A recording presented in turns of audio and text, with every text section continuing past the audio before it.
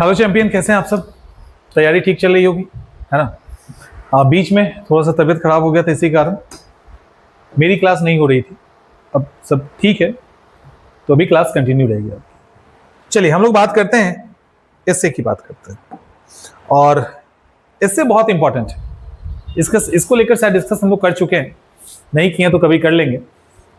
एस्से बहुत इंपॉर्टेंट है, यानी अगर आपको कोई एक सब्जेक्ट छोड़ के एस्से पढ़ना पड़े तो इससे पढ़ लीजिएगा। स्कोर भी बहुत अच्छा होगा, आएगा, समय भी काफी कम लगेगा, और एक एस्से के कारण आप बहुत सारी चीजों को सीख भी लेंगे।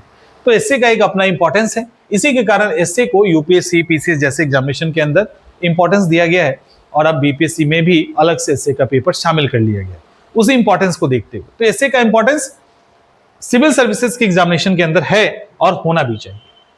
आज का जो टॉपिक है हमारा एस्से को लेकर, वो ये है कि एस्से राइटिंग आंसर राइटिंग से अलग कैसे होता है। क्योंकि हमने ये देखा है कि बहुत बार जब बच्चे आंसर एस्से लिखते हैं तो उनको एकदम फील ही नहीं होता कि वो एस्से लिखा गया है। ऐसा लगता है कि हम एक लॉन्ग आंसर चेक कर रहे हैं, लॉन्ग आंसर चेक कर रहे हैं। कई बार एस्से का टॉपिक और मेंस के क्वेश्चन का टॉपिक मैच कर सकता है, इसीलिए हमने वहीं से शुरुआत किया है। क्योंकि एस्से के अंदर भी एस्से के कई फॉर्म होते हैं, कई तरह के एस्से होते हैं, जिसमें कुछ जैसे मान लो डिस्क्रिप्टिव एस्से है, जिसको वर्णनात्मक एस्से कहेंगे। आगे की क्लासेस के अंदर हम लोग उसको डिस्कस करेंगे। वर्णनात्मक एस्से है, जैसे इंफॉर्मेटिव कोई एस्से है जिसको सूचनात्मक एस्से कहेंगे। तो वो जो खास करके ये दो कैटेगरी है ना, ये दो कैटेगरी जीएस के क्वेश्चन के साथ मैच कर जाता है। जैसे ये आपके सामने एक सवाल है, पर्यावरण प्रदूषण के लिए अभिशाप, प्रदूषण पर्यावरण के लिए अभिशाप, ठीक है। Pollution is A cross for the environment. हम अगर इसको डायरेक्ट मेंस के क्वेश्चन में भी दे दें तो ऑब्वियसली आप प्रूफ करोगे इसको, और इसका सीधा सीधा एक बढ़िया एस्से भी लिखा जा सकता है इस पे। तो अगर हमने ये दे दिया कि पर्यावरण प्रदूषण पर्यावरण के लिए अभिशाप है, pollution is cross for the environment, अगर हमने ये दे दिया और ये एस्से भी लिखने के लिए हम आपको दे दिए, एस्से भी लिखने के लिए दे दिए, और आपको आंसर भी लिखने के लिए दे दिए कि आप एक लॉन्ग आंसर इस पर लिख के दिखाइए, दोनों के बीच में कुछ तो अंतर होगा ना। चलो एक टास्क हम आपको देते हैं आज एस्से के अंदर, और जो जो लिख के देगा उसको चेक करके फीडबैक भी दिया जाएगा, ठीक है। फीडबैक की गारंटी दिया जाएगा। ये क्वेश्चन है पर्यावरण प्रदूषण के लिए, भी आप नोट डाउन कर लीजिए। इसको एस्से के फॉर्म में भी लिखना है और इसको लॉन्ग आंसर जीएस के फॉर्म में भी लिखना है। लिख के पीडीएफ कर दीजिए, आप सेंड कर दीजिए। जो ग्रुप के बच्चे हैं वो तो अपने करेंगे ही, आप लोग को जो व्हाट्सएप नंबर दिया हुआ है ना, व्हाट्सएप नंबर जो दिया हुआ है उसी पे कर देना। जो भी व्हाट्सएप नंबर है उस पर आप कीजिएगा, चेक करके भेजा जाएगा, ठीक। तो ये हमारे सामने एक सवाल है, क्योंकि अंतर तभी हम पकड़ पाएंगे जब फंसेंगे। अब ये आपको फंसा देगा, तब यहां पे आप सोचने को मजबूर होंगे कि अच्छा कुछ ऐसा अगर है तो क्या अंतर है एक आंसर राइटिंग में और एक एस्से के राइटिंग, दोनों के बीच में क्या अंतर है। देखो कई सारे अंतर होते हैं एक एस्से और आंसर राइटिंग में। वो डिस्कशन वो हम लोग कंटिन्यू, अभी जब क्लासेस आपकी कंटिन्यू रहेगी ना, उसमें हम छोटे छोटे टॉपिकों में डिस्कस करते चले जाएंगे, तो चीजें एक एक करके परत दर परत खुलती चली जाएगी। तो वो तो हम लोग खोलेंगे, लेकिन आज के लिए हम लोग बात करते हैं एस्से राइटिंग और आंसर राइटिंग में क्या डिफरेंस होता है। पहला जो डिफरेंस है वो है फ्रीडम का, यानी स्वतंत्रता। एस्से में आपको फ्रीडम ज्यादा है, आंसर राइटिंग में आपको फ्रीडम कम है। एस्से में आपको फ्रीडम क्यों ज्यादा है, सवाल है क्यों ज्यादा है। एस्से के अंदर आपके लिए फ्रीडम इसलिए ज्यादा है कि एस्से में आप अपनी सीमाओं को, जो ये अगर कोई बॉर्डर है ना, तो एस्से में आप इसको लांघ सकते हैं, कोई दिक्कत नहीं है। आप इस बॉर्डर को क्रॉस कर सकते हैं और क्रॉस करके फिर आप वापस आ सकते हैं, आपको कोई कुछ नहीं कहेगा। दूसरी तरफ आंसर राइटिंग में आप इन सीमाओं को नहीं लांघ सकते, आपको इसी के दायरे में रह के लिखना है। एस्से राइटिंग जब आप करते हैं तो आपके पास छूट होती है शब्द अलंकार और अपने दिमाग के घोड़े को दौड़ाने का। जब हम पर्यावरण और प्रदूषण को लिंक करेंगे और लिंक करके इससे लिखेंगे तो उस पॉल्यूशन को आप एकदम एंशिएंट टाइम के एक बढ़िया एंशिएंट टाइम में नॉन पॉल्यूटेड एनवायरनमेंट के साथ आप उस कहानी को शुरू कर सकते हैं और वहां से आपको जहां जहां लिंक करना है करते हुए आप आराम से आ सकते हैं और इसको टीचर्स के द्वारा जो कॉपी चेक करेंगे वो उसको सहर्ष स्वीकार करेंगे, अच्छा नंबर देंगे। यही काम यदि आप आंसर राइटिंग के करेंगे तो आपका नंबर कट जाएगा। आंसर राइटिंग में जब यही क्वेश्चन आप लिखोगे तो पॉल्यूशन क्या होता है, पॉल्यूशन कैसे कैसे खतरनाक है, करंट के कुछ आंकड़े, डाटा, कहानी खत्म। यहीं पे कहानी खत्म। पॉल्यूशन, टाइप्स ऑफ पॉल्यूशन कैसे इंपैक्ट डालते हैं पर्यावरण पे, उससे रिलेटेड डाटा, एग्जांपल और कुछ कंक्लूजन, ऊपर में इंट्रोडक्शन। आपका आंसर तैयार है, आंसर को रख दीजिए, कहानी खत्म। लेकिन जब एस्से लिखेंगे, इसी पॉल्यूशन को एक लार्ज स्केल पे सोचेंगे, सबसे पहले पास्ट में जाएंगे, वहां से पॉल्यूशन को बढ़ाते बढ़ाते आज की जो स्थिति है वो देखेंगे, फिर देखेंगे कैसे कैसे पॉल्यूशन का क्या क्या इंपैक्ट पड़ता है, और वो भी हम एज इट इज जीएस के आंसर के फॉर्म में नहीं देखेंगे। कुछ यहाँ पे दोहे होंगे, कुछ कहानियां हो सकती है, कुछ कहावतें होंगी, कुछ आंकड़े होंगे, तो ऐसे खुल के आप यहाँ पे इसको लिखते हैं। तो दोनों के बीच में एक बेसिक डिफरेंस होता है कि आपको एक स्वतंत्रता मिलती है अपनी सीमाओं को क्रॉस करने का। आप पास्ट में जाते हैं, वहां से खूबसूरत यादों के साथ आगे आते हैं और तब इस पॉल्यूशन का जो भयावह रूप है वो दिखाते हैं और कहानी स्टार्ट करते हैं, है ना। तो ये एक डिफरेंस होता है। दूसरा डिफरेंस है लिमिटेशंस। देखो, एस्से जो है और आंसर राइटिंग, एस्से के अंदर आप क्या करते हैं, आप चीजों को फैलाते हैं,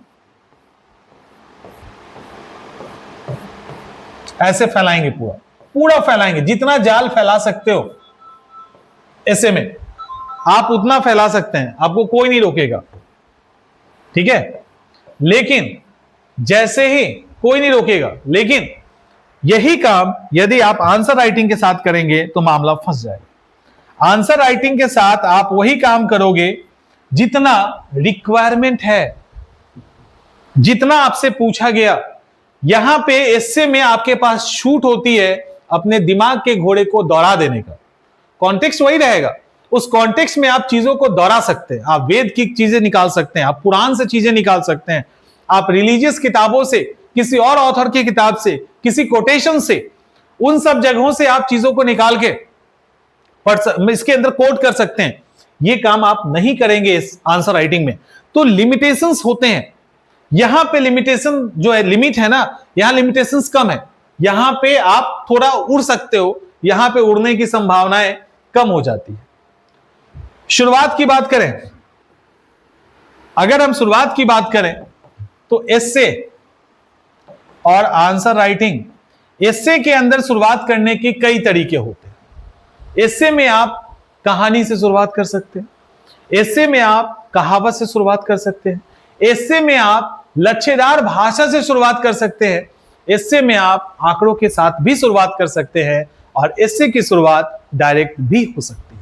यानी यहां आपके पास लिबर्टी है अलग अलग तरीके से शुरुआत करने का। लेकिन जब आंसर राइटिंग के अंदर आते हैं तो यहां पे लिबर्टी आपकी सीमित हो जाती है, क्योंकि कम शब्दों में लिखना है, तो आप straightforward according to question आप आंसर करेंगे। आप अकॉर्डिंग टू क्वेश्चन आंसर लिखेंगे। आपका इंट्रो भी जो होगा वो बहुत ज्यादा लच्छेदार नहीं होगा, बहुत ज्यादा उसके अंदर कहानियां किस्से नहीं होंगे। जो कॉन्टेक्स्ट है उसी कॉन्टेक्स्ट के आसपास ही आप बंधे रहेंगे, शब्द भी सिंपल रखोगे, सेंटेंस भी सीमित रहेगा, और उसी में आपको अपनी शुरुआत करनी है। यहां शुरुआत में फ्रीडम है, आप जैसे चाहो करो। आप बस इतना ही है कि उस सब्जेक्ट से वो जुड़ा होना चाहिए, ठीक है, उस सब्जेक्ट से वो जुड़ा होना चाहिए, इसके अलावा और यहां पे कुछ नहीं। क्लियर? अब देखिए, यहां एक और चीज ध्यान रखना है। जब आप एस्से लिखते हैं उस समय जब शुरुआत करते हैं, जब आप आंसर राइटिंग करते हैं, उस समय शुरुआत करते हैं, तो शब्दों पे जो पकड़ है वहां एस्से में ज्यादा मायने रखता है। मतलब आपको एक अच्छे अच्छे शब्दों का प्रयोग करके थोड़ा सा एस्से को आडंबर भी देना है, जो शायद आगे होना चाहिए, आगे होगा। लेकिन वही जब आंसर राइटिंग में आओगे तो आपको सिंपल रहना है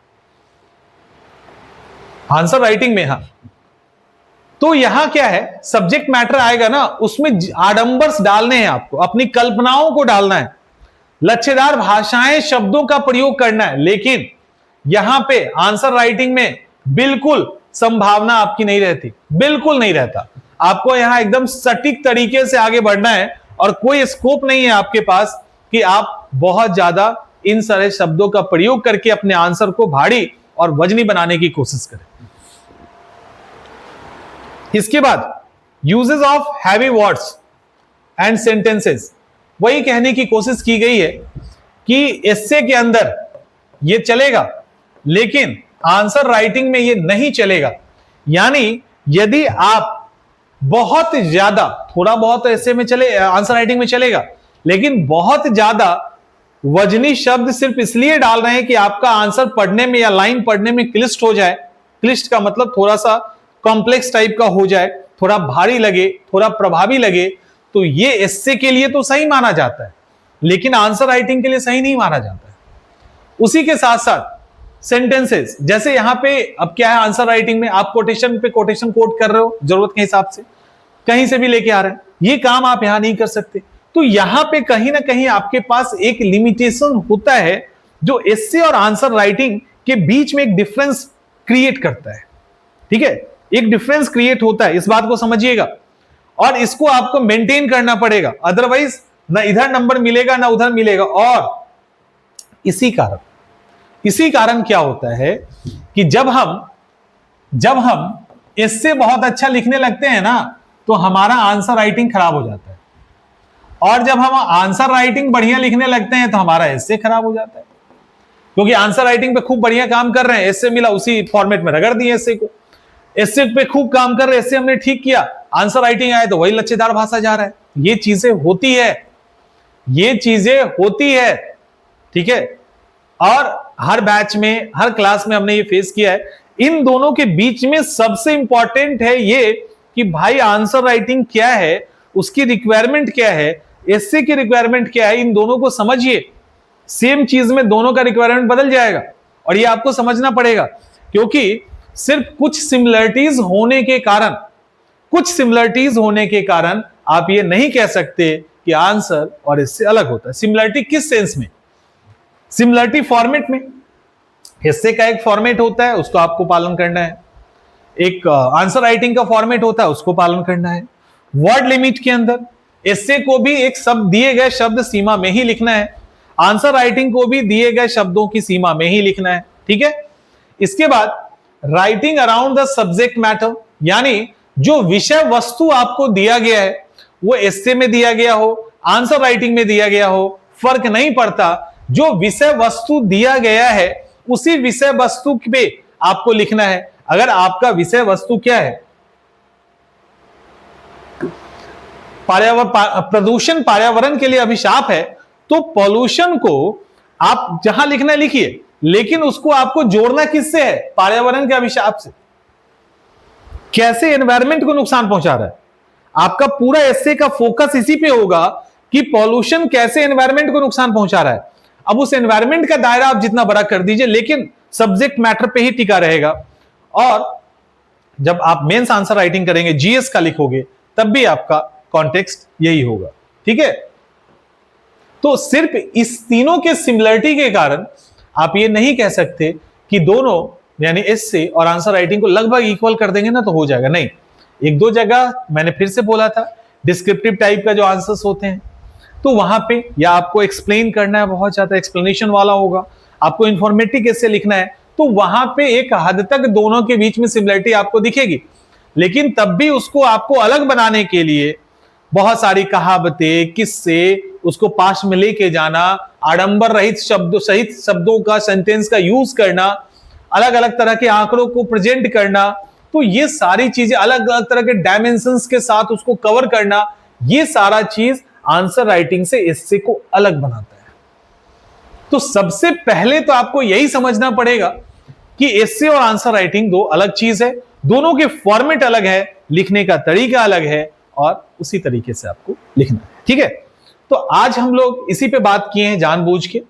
अब इस पर करना क्या है, जो हमने आपको टास्क दिया है इस पे काम कीजिए, इसको लिखिए और इसको तब तक लिखिए जब तक आपको लगे नहीं कि आपके पास अभी जो क्षमता है उसके अकॉर्डिंग आपने बेस्ट लिख दिया है। मान लो 2 बार आपने लिखा, 3 बार लिखा, आपको लगता है कि यार तीनों बार ना बेकार लिखा, फाड़ के फेंक दीजिए। फिर 5 बार लिखा, 6 बार लिखा, आपको लगता है फाड़ के फेंक दीजिए।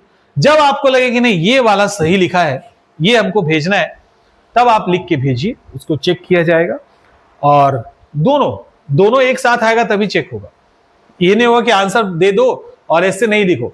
एस्से और आंसर दोनों जब तक एक साथ नहीं आएगा चेक नहीं होगा, और दोनों को एक ही पीडीएफ में भेजिएगा। इमेज फॉर्म में नहीं भेजेंगे, आप पीडीएफ में भेजेंगे, इस बात का ध्यान रखिएगा। ठीक है, क्लियर? आगे अभी बहुत सारा एस्से के अंदर क्लास है, तब हम लोग इससे एक्चुअली में स्टार्ट करेंगे।